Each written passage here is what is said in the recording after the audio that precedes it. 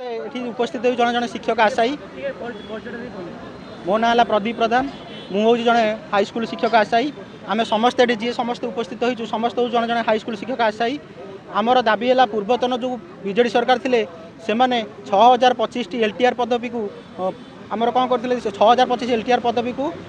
सांक्शन कर देते किंतु ये जो नूतन सरकार जो शासन को आसिले से ए पदवी को बाहर करनथिले आमे मध्य ग्रीभांस माध्यम ए सरकार को देखा करूँ एवं 6025 एलटीआर भितर अवगत करूँ ए सरकार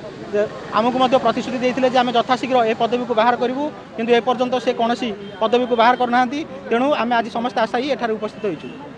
एवं आमर गोटे मास तले आमर समस्त शिक्षक आशायी धारणा स्थल में बसीलु एवं जहाँफल कि आमर जो डेलीगेशन टीम आमको डकई आम डेलीगेशन जाकि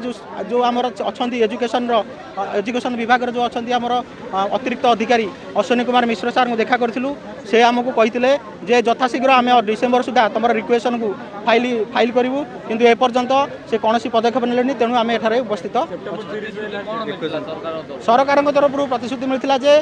आम यथाशीघ्र तुम जो निजुक्ति प्रक्रिया आरंभ करूँ किंतु जितेबाला आम गोटे मास बीती जाइला आम पिला माने जाकि बुझीते समस्त विभाग एसएमई आ डीएससी रु बुझीते जे आम निजुक्ति प्रक्रिया बाट केते बाट गला बेली किंतु से कौन करते ना प्रत्याख्यान करते कहते एपर्यंत सरकारी तरफ आमको कौन निजुक्ति निमंते आमको कौन जिनस मिलना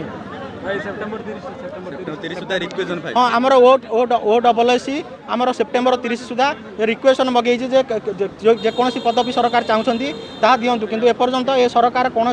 आम हाईस्कल आशायी मानकर दुख शुणिले ना तेणु आम एठार उपस्थित हो।